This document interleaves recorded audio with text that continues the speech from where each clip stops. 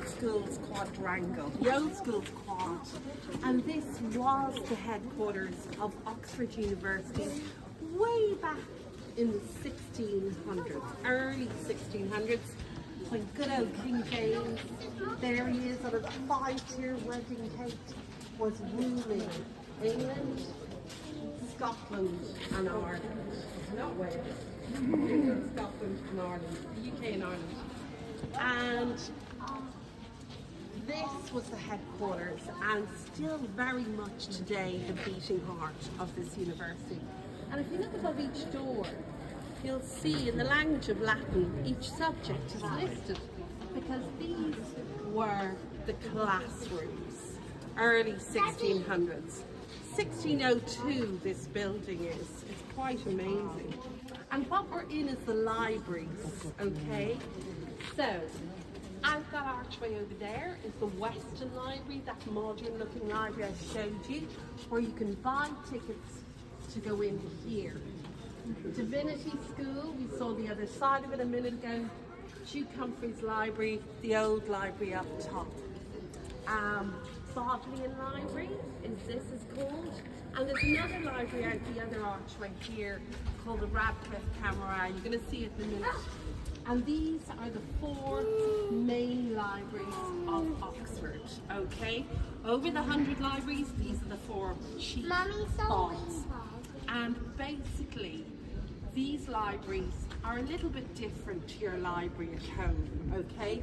They're called legal deposit stateless libraries.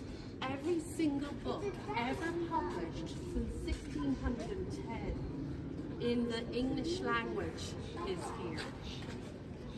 13 million books are currently across these 4 libraries.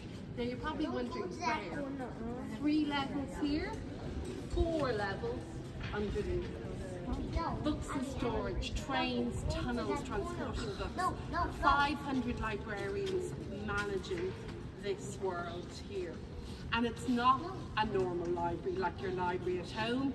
You don't borrow a book from here, you have to read it on site. You have to read the book here. Every single student signs a note to say that they will not damage, set fire to or remove the books from here. So they're held here.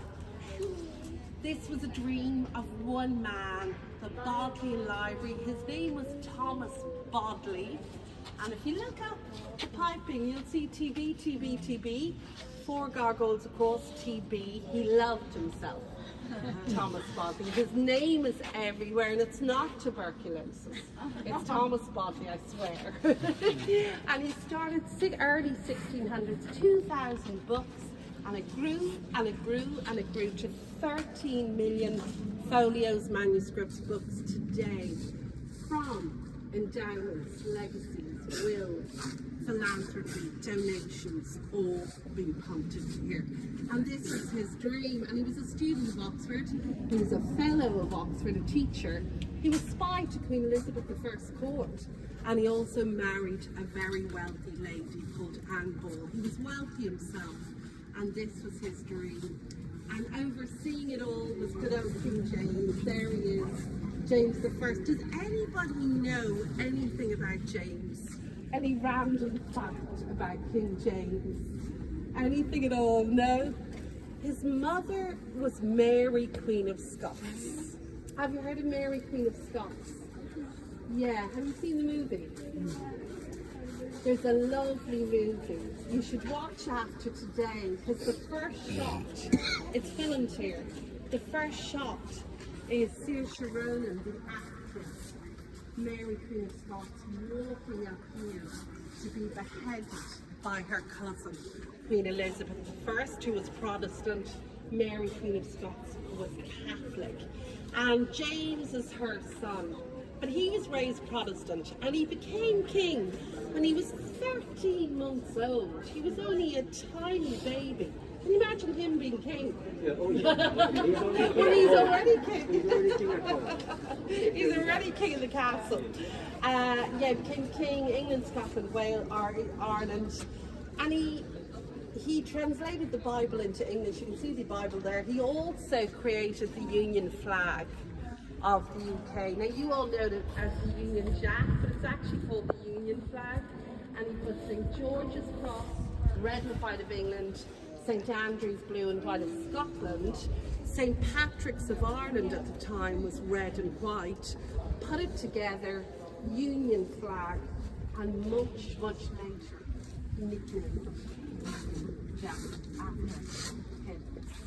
So that's where that name came from. But it is called the Union flag officially. Lovely shop here.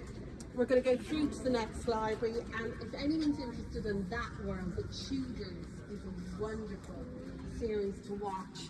And he was the great-grandson of good old King Henry VIII, with his 6 wives, divorcing, beheading. Exactly. Have you seen Six, the musical? Yeah, I'm dying to see it. I'm going to go and see it.